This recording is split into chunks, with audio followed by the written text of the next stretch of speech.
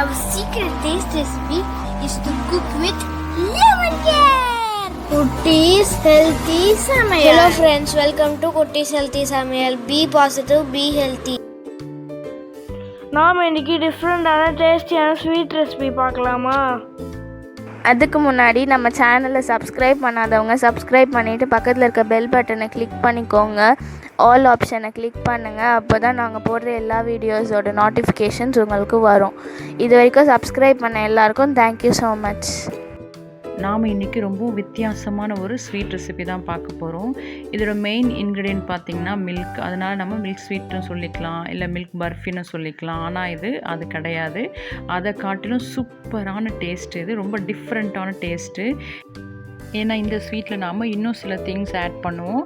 அதே போல் செய்கிற மெத்தடும் கொஞ்சம் டிஃப்ரெண்ட்டாக இருக்கும். ஸோ இதோட டேஸ்ட் பார்த்திங்கன்னா ரொம்பவும் டிஃப்ரெண்ட்டாக இருக்கும், ரொம்பவும் டேஸ்டியாக இருக்கும். ஸோ நீங்கள் டேஸ்ட் பண்ணும்போது தான் இந்த ஸ்வீட் ரெசிபியோட டேஸ்ட்டே உங்களுக்கு தெரியும். ஸோ வீடியோ ஸ்கிப் பண்ணாமல் பாருங்கள். அப்போ தான் உங்களுக்கும் புரியும், எங்களுக்கும் அது சப்போர்ட்டிவாக இருக்கும். இந்த ஸ்வீட் செய்கிறதுக்காக நான் ஒரு 1/2 கப் அளவுக்கு வெல்லம் எடுத்துக்கிறேன். நாங்கள் வெல்லம் எப்போவுமே வாங்கின உடனே பார்த்திங்கன்னா இது போல் நான் பொடியாக கட் பண்ணி வச்சுப்பேன். அதனால் மெஷரிங்க்கு நமக்கு ஈஸியாக இருக்கும். இதில் ஒரே ஒரு ஸ்பூன் அளவுக்கு மட்டும் தண்ணி ஆட் பண்ணி நல்லா கொதிக்க வச்சு நாம் அதை வடிகட்டிக்கலாம். வெல்லத்தை அப்படியே கரைச்சி வடிகட்டணும்னா ரொம்ப லேட் ஆகும். ஸோ நம்ம சூடு பண்ணும்போது சீக்கிரம் கரைஞ்சிரும். அப்படி இல்லை உங்களுக்கு வெல்லம் க்ளீனாக இருக்குன்னா நீங்கள் அப்படியே கூட கரைச்சி ஆட் பண்ணிக்கலாம்.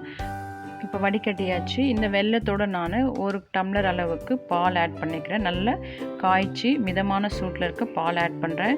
ஏன்னா பால் ரொம்ப கொதிக்கும்போது நம்ம வெல்லத்தை ஆட் பண்ணால் பால் கொஞ்சம் திரிஞ்ச மாதிரி ஆகிடும் சில டைமில். அதில் பால் கொஞ்சமாக வார்மாக இருக்குது. ஸோ நம்ம இப்போ வெல்லத்தோடு ஆட் பண்ணி நல்லா மிக்ஸ் பண்ணி விட்டுக்கலாம். அப்படி இல்லைன்னா உங்களுக்கு வெல்லம் க்ளீனாக இருக்குது அப்படின்னா நல்லா காய்ச்சி மிதமான சூட்டில் இருக்க பாலில், அதாவது 1 கப் பால் 200 ml பாலில் அப்படியே நீங்கள் வெல்லத்தை கரைச்சிக்கலாம். எனக்கு இல்லை தூசிலாம் இருந்தது, அதனால் நான் இப்படி 1 ஸ்பூன் அளவுக்கு தண்ணி ஊற்றி கரைச்சி வடிகட்டிக்கிறேன். அதுக்கப்புறம் பால் ஆட் பண்ணி மிக்ஸ் பண்ணி வச்சுட்டேன். இது இருக்கட்டும். இப்போ இதுக்காக நான் 1 கப் அளவுக்கு தேங்காய் எடுத்துக்கிறேன். அதாவது உங்கள்கிட்ட துருவின தேங்காய் தான் நீங்கள் எடுத்துக்கோங்க. இது நான் இது போல் துருவி வச்சுருக்கேன். இது எப்படி துருவது நான் ஒரு கிச்சன் டிப்ஸில் ஷேர் பண்ணியிருக்கேன். அதை பாருங்கள், கண்டிப்பாக யூஸ்ஃபுல்லாக இருக்கும். இப்போ இதை நாம் ஒரே ஒரு சுற்றி எடுத்துக்கலாம். இது கூடவே 1/2 கப் அளவுக்கு முந்திரி ஆட் பண்ணி அரைச்சி எடுத்துக்கிறேன். நீங்கள் பாதாம் கூட ஆட் பண்ணிக்கலாம், இல்லை வெள்ளரி விதை ஆட் பண்ணிக்கலாம். எதுனாலும் உங்களோட விருப்பம் தான். நான் இன்றைக்கி எங்களுக்கு அவைலபிளாக இருந்தது கேஷ்யூ தான். ஸோ 1/2 கப் அளவுக்கு கேஷ்யூ ஆட் பண்ணிக்கிறேன். தேங்காயோடு ஆட் பண்ணி நம்ம அரைச்சி எடுத்துக்கலாம். இது நமக்கு கொஞ்சம் குறைன்னு அரைக்கணும். அதுக்காக தான் நம்ம தண்ணி ஆட் பண்ணாமல் அரைக்கணும். இப்போ இதை அரைச்சி எடுத்தாச்சு. இதோட நான் 1 கப் அளவுக்கு பால் பவுடர் ஆட் பண்ணிக்கிறேன். பால் பவுடரும் சேர்த்து நான் மிக்ஸிலேயே மிக்ஸ் பண்ணி எடுத்துட்டேன். நீங்கள் இல்லைன்னா பாலில் கூட நம்ம ஆல்ரெடி வெல்லம் கரைச்சி வச்சுருக்க பாலோட பால் பவுடர் ஆட் பண்ணி நீங்கள் கரைச்சிக்கலாம். அப்படி இல்லைனா டெசிகேட்டட் கோகோனட் உங்கள்கிட்ட இருந்ததுன்னா அதை ஆட் பண்ணும்போது அது ட்ரையாக இருக்கும். ஸோ உங்களுக்கு ட்ரையாக கிடைக்கும். இது போல் கட்டிகள் ஆகாது. நீங்கள் ஒரு 2-3 நாள் ஸ்வீட் வச்சுருப்பீங்கன்னா தேங்காவை நல்லா அரைச்ச பிறகு கொஞ்சமாக நீங்கள் ட்ரை ரோஸ்ட் பண்ணிக்கலாம். அதோட ஈரத்தன்மைலாம் போகிற அளவுக்கு தேங்காவை கொஞ்சமாக ட்ரை ரோஸ்ட் பண்ணிட்டு அதுக்கப்புறம் நீங்கள் கேஷ்யூவும் பால் பவுடரும் சேர்த்து நீங்கள் அரைச்சிங்கன்னா இது போல் கட்டிகள் ஆகாது, ட்ரையாகவும் இருக்கும். அதே சமயம் ஸ்வீட்டும் நீங்கள் 2-3 டேஸ்க்கு வச்சுருக்கலாம், கெட்டு போகாது. நான் உடனே கன்சியூம் பண்ண போகிறேன். அதனால் தேங்காவோடு நான் அப்படியே சேர்த்து அரைச்சிட்டேன். ஸோ தேங்காயில் இருந்த அந்த ஈரத்தன்மை தான் இது போல் கட்டிகள் போல் ஆகிடுச்சு. தேங்காய் ட்ரையாக இருந்ததுன்னா உங்களுக்கு ட்ரையாக பவுட்ரு போல் கிடைக்கும். நீங்கள் ஈஸியாக கரைச்சிக்கலாம். அதாவது இப்போது வெல்லமும் பாலும் கரைச்சி வச்சுருக்கோம் இல்லையா, அதோடு நம்ம அரைச்சி எடுத்து வச்சுருக்கேன். இதை சேர்த்து கரைச்சிக்கலாம். இது சின்ன சின்ன கட்டிகள் நம்ம ஸ்பூன்ஸ் வச்சு அப்படியே ஸ்மாஷ் பண்ணி விட்டோம்னா நல்லா கரைஞ்சிரும். அப்போ தான் நம்ம ஸ்வீட் செய்யும்போது ஈஸியாக இருக்கும். ஏன் நம்ம மிக்ஸிலேயே பாலை ஊற்றி அரைக்கக்கூடாதுன்னு நீங்கள் கேட்கலாம்.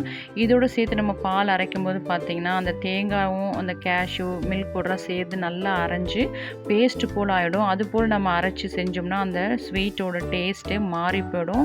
உங்களுக்கு அந்த டேஸ்ட்டே இருக்காது. நமக்கு குறைன்னு தான் வேணும் அரைக்கிறது. அதுக்காக தான் அதோட நம்ம தண்ணியோ பாலோ எதுவுமே ஆட் பண்ணாமல் குறைன்னு அரைச்சி எடுத்துருக்கோம். இப்போ பாலோடு சேர்த்து நல்லா கரைச்சாச்சு. நமக்கு சின்ன சின்னதாக கட்டிகள் தான் இருக்குது. இது செய்யும்போது நல்லா கரைஞ்சிரும். இப்போ நம்ம இது செய்யறதுக்காக ஒரு பேன் வச்சுக்கலாம். பேன் நல்லா சூடான பிறகு அதில் ஒரு 2 ஸ்பூன் அளவுக்கு நெய் ஆட் பண்ணிக்கிறேன். இது செய்ய ஸ்டார்ட் பண்ணும்போது லோ ஃப்ளேமில் வச்சுக்கோங்க. அப்போ தான் நமக்கு ஊற்றும் போது அடி பிடிக்காது. இப்போ நெய் நல்லா உருகி வந்துடுச்சு. இப்போ நம்ம கலந்து வச்சுருக்க அந்த பேஸ்ட் ஆட் பண்ணிக்கலாம். இந்த பேஸ்ட் ஆட் பண்ணும்போது பேன் நமக்கு மிதமான சூட்டில் இருந்து தான் அடியில் பிடிக்காது. ரொம்ப சூடாகிடுச்சுன்னா அடியில் அப்படியே பிடிக்கும் ஊற்றின உடனே. அதனால தான் லோ ஃப்ளேமில் வச்சுக்கோங்க சொன்னேன். இப்போ நல்லா நம்ம மிக்ஸ் பண்ணி விட்டுக்கலாம். இதை மிக்ஸ் பண்ணி விடும்போதே இடையிடையே நாம் ஒவ்வொரு ஸ்பூன் நெய் ஆட் பண்ணிக்கலாம். டோட்டலாக நான் இன்றைக்கி 4 ஸ்பூன்ஸ் அளவுக்கு நெய் ஆட் பண்ணேன். எங்களுக்கு அந்தளவுக்கு வேண்டாம் விருப்பம் இல்லைன்னா நீங்கள் ஒரு 2 ஸ்பூன்ஸ் அளவுக்கு கூட ஆட் பண்ணிக்கலாம். அது உங்கள் டேஸ்ட்டை பொறுத்து தான். இப்போ இது கூட ஒரு 1/4 ஸ்பூன் அளவுக்கு ஏலக்காய் பவுடர் ஆட் பண்ணிக்கிறேன். குறைவான ஏலக்காய் இருக்கும்போது எப்படி இது பவுடரை அரைக்கிறது அப்படின்ட்டு நாங்கள் ஆல்ரெடி ஒரு கிச்சன் டிப்ஸ் லோட் பண்ணியிருக்கோம். எங்கள் சேனல் விசிட் பண்ணி அதை பாருங்கள், கண்டிப்பாக உங்களுக்கு ரொம்ப யூஸ்ஃபுல்லாக இருக்கும். இப்போ நம்ம இதை மிக்ஸ் பண்ணி விட்டே இருக்கலாம். லோ ஃப்ளேம் மீடியம் ஃப்ளேமில் வச்சு நம்ம மிக்ஸ் பண்ணும்போது ஒரு 10 to 15 மினிட்ஸே நமக்கு நல்லா திக்காகி பாத்திரத்தில் ஒட்டாமல் வந்துடும். ஸோ நான் ஆல்ரெடி சொன்னது போல் திரும்ப ஒரு ஸ்பூன் நெய் ஆட் பண்ணேன். இப்போ நல்லா மிக்ஸ் பண்ணி விட்டுக்கலாம். பாருங்கள் நல்லா திக்காக வந்துடுச்சுன்னா நமக்கு இந்த திக்னஸ் போதாது, நல்லா நமக்கு கட்டியாகி வரணும். அப்போ அந்த பர்ஃபி நமக்கு கரெக்டாக செட் ஆகும். இது சாஃப்டான ஸ்வீட் ரெசிபி தான். பர்ஃபி ரொம்ப கடக்கடான்னு இருக்காது, ரொம்ப சாஃப்டாக இருக்கும். பட் நல்லா திக்காகி வரணும். இப்போ இது ட்ரான்ஸ்ஃபர் பண்ணுறதுக்காக நான் ஒரு கேக் ட்ரே தான் எடுத்திருக்கேன். இல்லை உங்களுக்கு ஸ்கொயரில் இந்த மாதிரி ஏதாவது பாத்திரம் இருந்தால் நீங்கள் அதில் கூட போட்டுக்கலாம். இந்த கேக் ட்ரேயில் நான் ஒரு ஷீட் போட்டு அதில் நெய் தடவி வச்சுருக்கேன். அதில் நம்ம ட்ரான்ஸ்ஃபர் பண்ணி ஸ்பூனோட பேக் சைடு நெய் தடவி நல்லா லெவல் பண்ணி விட்டுக்கலாம். அப்போ ஒட்டாமல் வரும். இப்போ லெவல் பண்ணியாச்சு. இது மேலே நான் கொஞ்சமாக சாப் பண்ணி எடுத்து வச்சுருக்கேன் முந்திரியும் பாதாமும் கார்னிஷ் பண்ணிக்கிறேன். இது எதுக்காகன்னா பார்க்குறதுக்கும் ரொம்ப அட்ராக்டிவாக இருக்கும். அதே போல் சாப்பிடும்போது பார்த்திங்கன்னா அந்த முந்திரி பாதாம்லாம் வாயில் கடிப்படும்போது ரொம்ப டேஸ்டியாக இருக்கும். இன்னும் அந்த டேஸ்ட் நமக்கு என்ஹான்ஸ் பண்ணி கொடுக்கும். ஸோ அது மேலே நம்ம இது போல் ட்ரை ஃப்ரூட்ஸ் வச்சு கார்னிஷ் பண்ணிக்கலாம். இது கார்னிஷ் பண்ணி முடித்த உடனே நம்ம ஒரு ஸ்பூனில் லைட்டாக அப்படி தட்டி விட்டுக்கலாம். இது நல்லா செட் ஆகிறதுக்கு ஒரு 20-25 மினிட்ஸ் ஆகணும். ஏன்னா அந்த ஹீட் நமக்கு கம்ப்ளீட்டாக போகணும். அப்போ தான் நமக்கு கட் பண்ணவும் நல்லா ஈஸியாக இருக்கும். அவ்வளோதான். இப்போ நம்மளோட பர்ஃபி பார்த்து நல்லா ஆறி வந்துடுச்சு. இப்போ நம்ம அப்படியே அந்த ஷீட்டோடு சேர்த்து எடுத்து ஒரு பிளேட்டில் ட்ரான்ஸ்ஃபர் பண்ணிக்கலாம். இப்போ அந்த ஷீட் எடுத்தாச்சு. இப்போ நம்ம விருப்பமான ஷேப்பில் கட் பண்ணிக்கலாம். நான் இன்றைக்கி ஸ்கொயர் ஷேப்பில் தான் கட் பண்ணி எடுக்கிறேன். அதாவது பர்ஃபியோட திக்னஸும் பார்த்திங்கன்னா நல்ல திக்காக நான் பண்ணியிருக்கேன். அதோட திக்னஸும் ஷேப்பும் உங்கள் விருப்பத்தை பொறுத்து நீங்கள் கட் பண்ணி எடுத்துக்கலாம். அவ்வளோதான். இதை நாம் இப்போ சர்வ் பண்ணிக்கலாம். இதை நீங்கள் ஃப்ரிட்ஜில் ஒரு 1/2 hour வச்சு சில்லுன்னு கூட நீங்கள் சர்வ் பண்ணிக்கலாம். இதோட டேஸ்ட்டு பார்த்திங்கன்னா அவ்வளோ சூப்பராக இருக்கும். அதே போல் டெக்ஸ்சரும் பாருங்கள் எவ்வளோ சூப்பராக அட்ராக்டிவாக இருக்குது. இது நமக்கு கொரன்னு அரைக்கும் போது தான் இந்த டெக்ஸ்சர் நமக்கு கிடைக்கும். டேஸ்ட்டும் அவ்வளோ சூப்பராக இருக்கும். ஸோ இது போல் ஸ்வீட் நீங்களும் செஞ்சு பார்த்துட்டு உங்கள் எக்ஸ்பீரியன்ஸ் உங்கள் டேஸ்ட் எங்களுக்கு கமெண்ட் பண்ணுங்கள், லைக் பண்ணுங்கன்னு தொடர்ந்து சப்போர்ட் பண்ணுங்கள். தேங்க்யூ.